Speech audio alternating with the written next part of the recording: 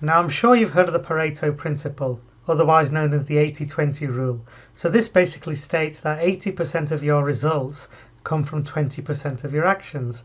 Now the Pareto principle is giving us big clues there because it's basically saying to you, focus upon a small number of actions and tasks in order to produce the biggest set of results that you can possibly achieve.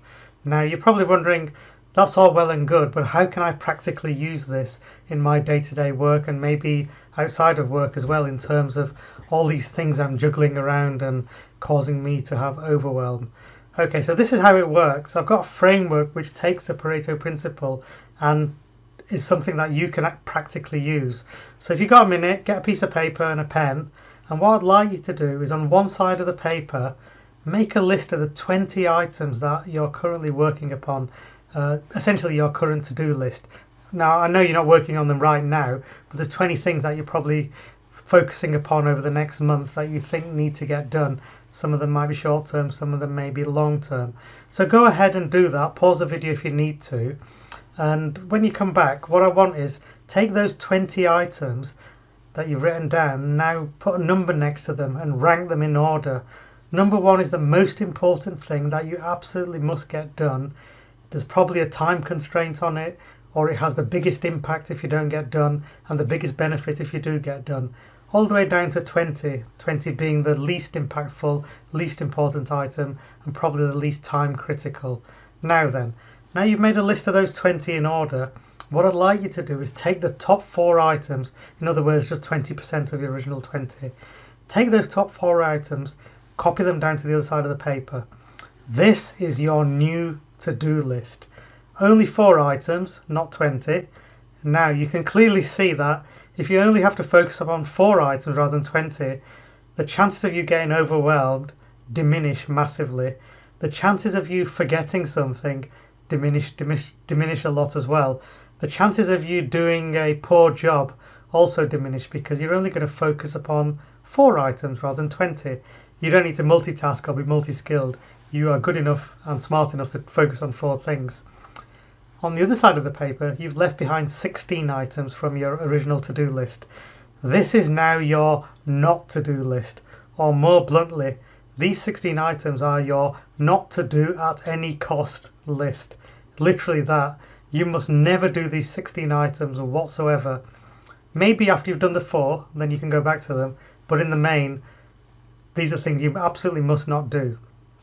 Okay, so we've taken our 20 items which are causing overwhelm, not getting done, and massive stress, and we're now focusing on 4.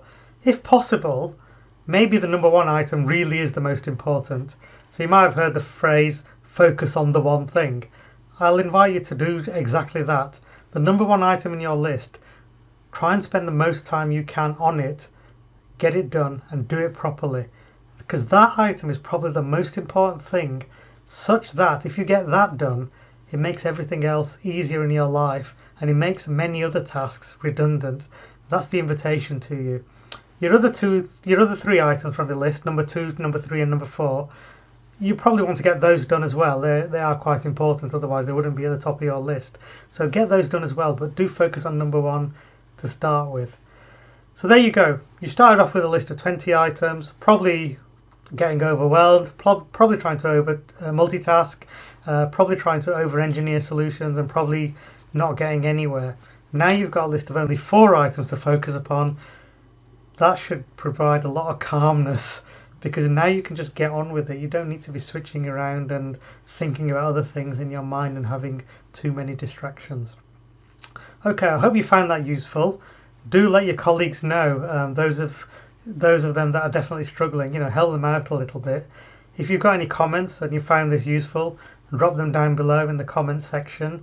Also, do subscribe to this channel. I've got other videos in the pipeline which tackle this kind of subject, where I will help you with your productivity, your efficiency, generally getting you to a place where you're much more calmer, less overwhelmed, and doing the right things in the right way so you've got balance. And if you want to discuss this much further, maybe a one-to-one conversation, then connect with me on LinkedIn and direct message me, and I'd love to spend a bit of time with you and see if I can help you out, if it's going to make a difference to you.